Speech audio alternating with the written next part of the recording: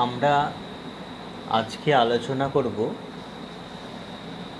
কলকাতা বিশ্ববিদ্যালয়ের ফিলোজফি অনার্সের 5th সেমিস্টারের CC11। এটা 5th সেমিস্টারের CC11 ইন্ডিয়ান এথিক্স এর সিলেবাস এবং এই সিলেবাস থেকে সম্ভাব্য কী কী প্রশ্ন হতে পারে সেগুলো নিয়ে আমরা আজকে আলোচনা করব।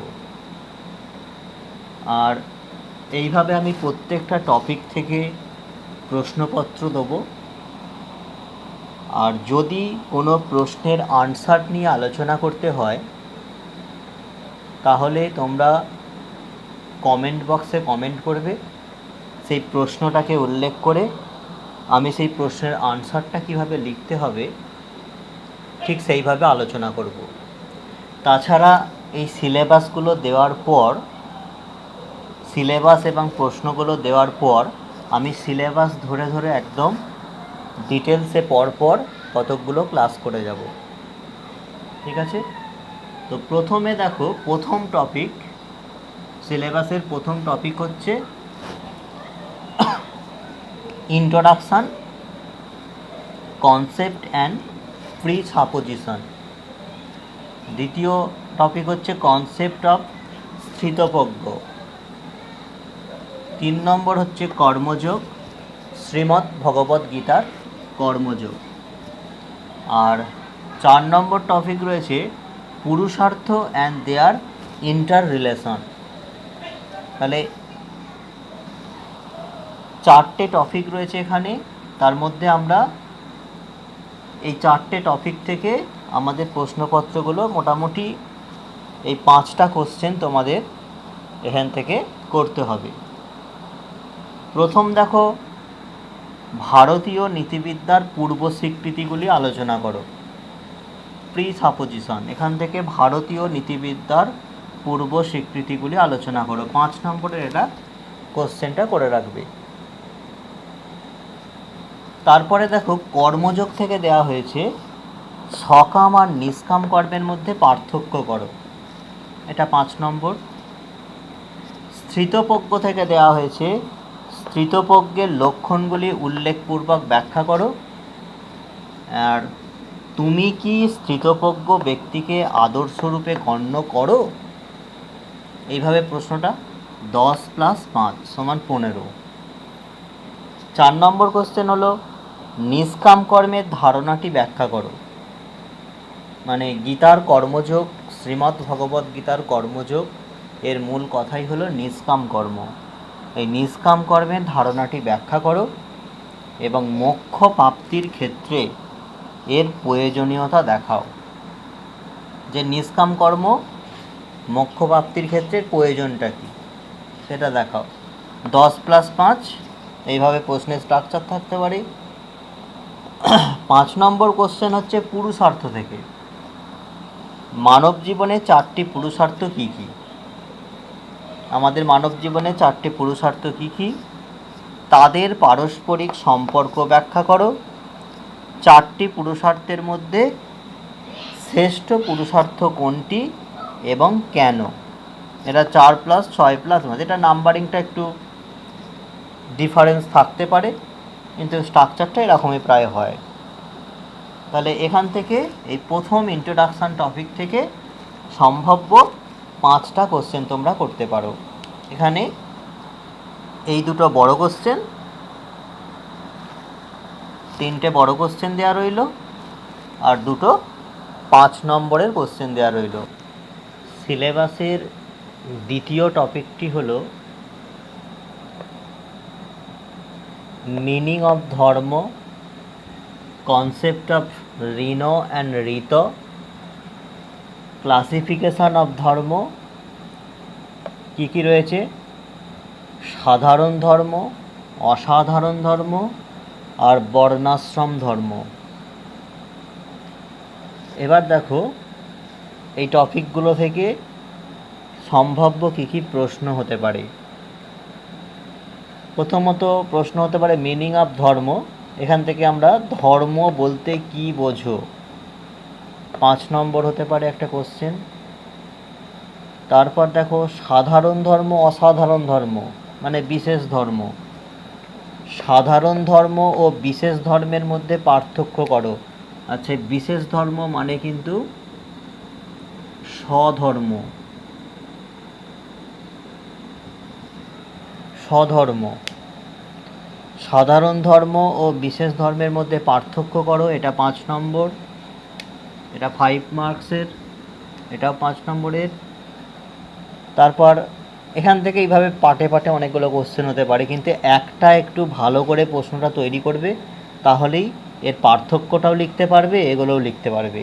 তাহলে সাধারণ ধর্ম বলতে কি বোঝো, এটাও 5 নম্বর, এই পার্থক্যের মধ্যেই রয়েছে। তারপরে দেখো বর্ণাশ্রম ধর্ম বলতে কি বোঝো, এটাও হচ্ছে 5 নম্বর। এরপরে বড় কোশ্চেনে চলে আসো,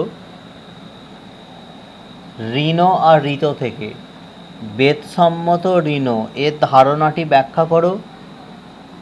ঋণ এর ধারণাটি কি, তাহলে ঋত এর ধারণাটি ব্যাখ্যা করো, ঋণ এর ধারণাটা কি, এ প্রসঙ্গে পঞ্চমহাযজ্ঞ আলোচনা করো। মানে ঋণ ঋত আলোচনা প্রসঙ্গে পঞ্চমহাযজ্ঞ আলোচনা করো, 5 + 5 + 10। তার মানে এই ঋত যদি 5 নম্বরের টিকা দেয়, এখান থেকে লিখতে পারবে।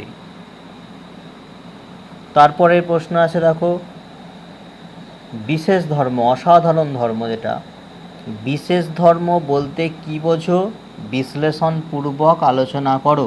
আচ্ছা, আর একটা কথা এখানে দেখো, এই 5 নম্বর যে কোশ্চেনটা, 5 নম্বর কোশ্চেনের সাথে অর হিসাবে এরম একটা কোশ্চেন হতে পারে, ত্রিঋণ এবং পঞ্চমহাযজ্ঞ আলোচনা করো। ত্রিঋণ এবং পঞ্চমহাযজ্ঞ আলোচনা করো, 7.5 করে এইভাবে 15 নম্বর থাকতে পারে। তারপরে 6 নম্বর কোশ্চেনটা কি, বিশেষ ধর্ম বলতে কি বোঝো। দেখো পার্থক্য তো দেওয়া আছে, তাই একই প্রায় কোশ্চেন। বিশেষ ধর্ম আবার সাধারণ ধর্ম পৃথকভাবে দেওয়া রয়েছে, তাই পার্থক্যটা এটা, এই কোশ্চেনগুলো প্রায় সমজাতীয়, একটু ছোট বড় করে আনসারগুলো তৈরি করতে হবে, কনসেপ্টটা তো একই। বিশেষ ধর্ম বলতে কি বোঝো, বিশ্লেষণপূর্বক আলোচনা করো। আর সাধারণ ধর্মের সঙ্গে এই ধর্মের পার্থক্য মানে বিশেষ ধর্মের, তার মানে এই কোশ্চেনটার পার্ট এটা, এটা করলে আমার এটাও তৈরি হয়ে যাবে, কারণ 10+5 রয়েছে, কারণ পার্থক্যটা 5 নম্বরেই দেওয়া আছে, এটা 15 নম্বরের কোশ্চেনে। তারপরে একটা কোশ্চেন, সেটা হচ্ছে ধর্ম বলতে কি বোঝো, এটাও 5-এ দেওয়া রয়েছে। আর ধর্মের বিভিন্ন শ্রেণীবিভাগ আলোচনা করো। তো শ্রেণীবিভাগ আলোচনা প্রসঙ্গে তুমি সাধারণ ধর্ম, বিশেষ ধর্ম, স্বধর্ম এইগুলো যে আলোচনা করবে, সেখানেই তুমি মানে এই আনসারটা লিখতে পারবে। তাহলে ধর্ম বলতে কি বোঝো, ধর্মের বিভিন্ন শ্রেণীবিভাগ ব্যাখ্যা করো, 5+10। তাহলে দ্বিতীয় টপিক থেকে আমরা এই কোশ্চেনগুলো ফলো করতে পারি।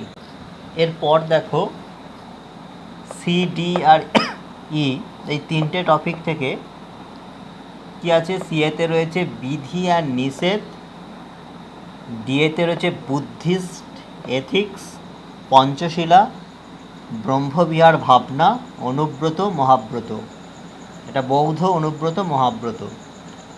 ইয়েতে রয়েছে জৈন এথিক্স, অনুব্রত মহাব্রত।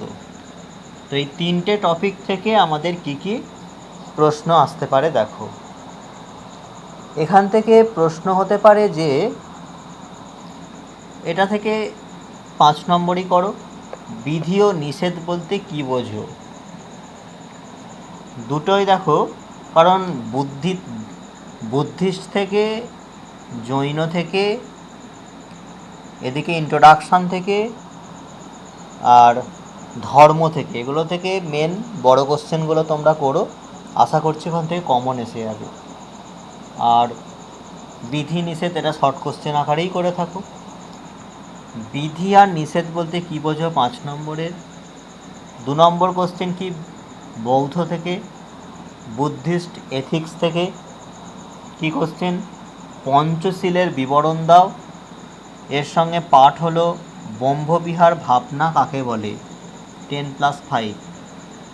এখানে একটা কথা, এই ব্রহ্মবিহার ভাবনার সাথে অল্টারনেটিভ একটা কোশ্চেন হতে পারে, বুদ্ধ প্রবর্তিত পঞ্চশীলের লক্ষ্য কী। মানে স্ট্রাকচারটা এরকমও হতে পারে, পঞ্চশীলের বিবরণ দাও আর বুদ্ধ প্রবর্তিত পঞ্চশীলের লক্ষ্য কী। 3 নম্বর কোশ্চেন দেখো, পঞ্চমহাব্রত উল্লেখপূর্বক প্রত্যেকটির ব্যাখ্যা দাও। মানে পঞ্চমহাব্রতগুলো উল্লেখ করতে হবে, করার পরে প্রত্যেকটা পঞ্চমহাব্রতটা ব্যাখ্যা করতে হবে, 5টি ব্রত ব্যাখ্যা করতে হবে। তারপরে এর সাথে পাঠ রয়েছে অহিংসাকে পরম ধর্ম বলা হয় কেন, 10+5। 4 নম্বর কোশ্চেনে দেখো, জৈন মহাব্রত কি, অনুব্রত কি, মহাব্রত আর অনুব্রতের মধ্যে পার্থক্য লেখো।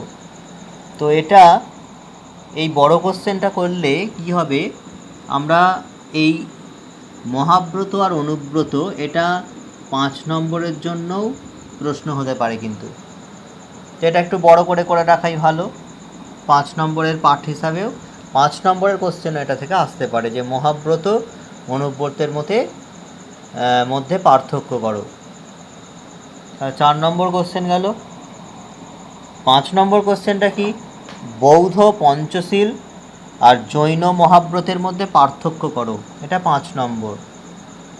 আর 6 নম্বর কোশ্চেন, বুদ্ধ প্রবর্তিত ব্রহ্মবিহার ভাবনা বিশদে আলোচনা করো। তো এটা বড় কোশ্চেন, এটা বড় কোশ্চেন, এখান থেকে একটা 5 নম্বরের কোশ্চেনও হতে পারে, এটা বড় কোশ্চেন। আর এটা, তাহলে এই 3টে টপিক থেকে 1 2 3 4 4টি বড় কোশ্চেন আমাদের করতে হচ্ছে, এবং বড় থেকেও আমাদের শর্ট কোশ্চেনও আসতে পারে, যে ব্রহ্মবিহার ভাবনা বলতে কি বোঝো, 5 নম্বর দিল। তাহলে এই 3টে টপিক থেকে এইগুলো সম্ভাব্য প্রশ্ন। টপিক এফ হলো মীমাংসা এথিক্স। এতে রয়েছে নিত্য নৈমিত্তিক কর্ম অ্যান্ড কাম্যকর্ম। আর একটা টপিক রয়েছে দ্য ইম্প্যারেটিভ ইন কাম্যকর্ম অ্যান্ড ইন কাম্যকর্ম ইনভলভিং হিংসা। এই টপিকগুলো থেকে গুরুত্বপূর্ণ 3টে কোশ্চেন রয়েছে। সেটা হলো, 1 নম্বর হলো মীমাংসাগণ কয় প্রকার কর্ম স্বীকার করেছেন, আর কাম্য কর্ম সম্পর্কে ভাট্ট ও পাভাকর মত উল্লেখপূর্বক ব্যাখ্যা করো। তার মানে কাম্যকর্ম সম্পর্কে ভাট্ট আর পাভাকর মত ব্যাখ্যা করতে হবে, এটা 5+10। দ্বিতীয় কোশ্চেন, মীমাংসকগণ কয় প্রকার কর্ম স্বীকার করেছেন, আর নিত্য নৈমিত্তিক কর্ম সম্পর্কে ভাট্ট ও পাভাকরের মধ্যে একটা বিতর্ক রয়েছে, সেই বিতর্কটা উল্লেখ করতে হবে, 5+10। আর একটা 5 নম্বর কোশ্চেন হতে পারে, নিত্য নৈমিত্তিক কর্ম সম্পর্কে আলোচনা করো। এখান থেকে মোটামুটি 3টে কোশ্চেনই গুরুত্বপূর্ণ। এবার এই কোশ্চেনগুলো আনসার নিয়ে যদি কোনো আলোচনার প্রয়োজন হয়, তাহলে তোমরা অবশ্যই কমেন্ট বক্সে কমেন্ট করে জানাবে। তাছাড়া আমি প্রথমেই বললাম যে এই পুরো হোল সিলেবাসটার উপর আমি পরপর একদম ক্লাস নিয়ে যাব, পুরো হোল সিলেবাসটা নিয়ে আলোচনা করা হবে। আর একটা বিষয় এখানে তোমাদের বলে রাখি, যে কলেজ গ্র্যাজুয়েট অনার্স করার পর তোমরা মাস্টার ডিগ্রি করবে, অনেকেই মাস্টার ডিগ্রি ভর্তি হও। তো মাস্টার ডিগ্রিতে ফার্স্ট ইয়ার দেওয়ার পর থেকেও যদি 55% নাম্বারটা উঠে যায় মাস্টার ডিগ্রিতে, তাহলে একটা চিন্তাভাবনা মাথায় ঘোরে কি না, আমরা ইউজিসি নেট সেট পরীক্ষায় বসবো। ইউজিসি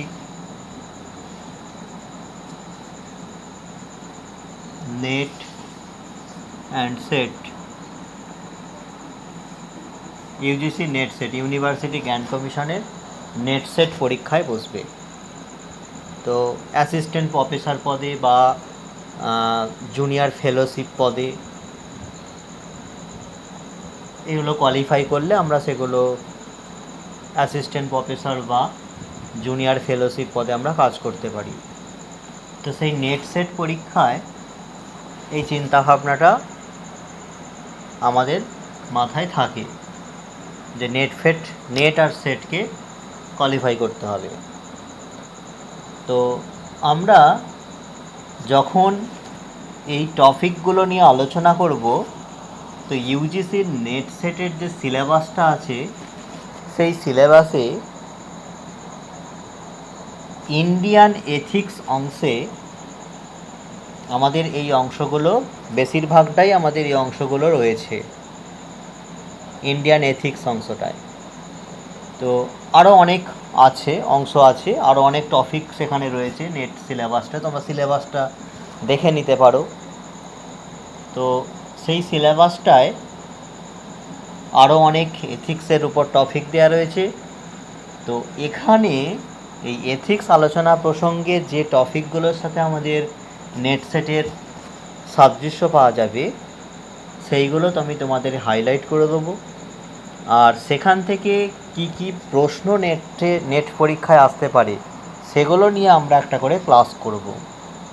নেট পরীক্ষার মানে এই টপিকগুলো থেকে কি ধরনের প্রশ্ন হতে পারে নেট পরীক্ষায়, নেট বা সেট যে কোনো পরীক্ষাতেই যেই টপিকগুলো ইন্ডিয়ান এথিক্সের উপর ঠিক কোন ধরনের কোশ্চেন হতে পারে, স্ট্রাকচারটা কেমন হতে পারে, সেগুলো নিয়ে আমরা ডিটেলস একটা করে ক্লাস আমরা করব। তো প্রতি সপ্তাহে আমি চেষ্টা করব একটা করে তোমাদের নেটের উপর ক্লাস দেওয়ার, যাতে তোমাদের এই টপিকগুলো আলোচনা থেকে ওই নেট পরীক্ষার জন্যও কিছুটা প্রস্তুতি হয়ে যায় এথিক্সের উপর। তারপরে আরও ধীরে ধীরে আমরা যত ফিলোজফিক্যাল টপিকগুলো নিয়ে আলোচনা হবে সেইগুলো আমি সবসময় চেষ্টা করব তোমাদের যে নেট পরীক্ষায় হাইলাইট করে দেওয়ার, এবং সেই কোশ্চেনগুলো যেহেতু সেগুলো ইংরেজিতে হবে প্রশ্নপত্রগুলো, তাই আমরা সেগুলো প্রশ্নগুলো আমরা ইংরেজিতেই আলোচনা করার চেষ্টা করব।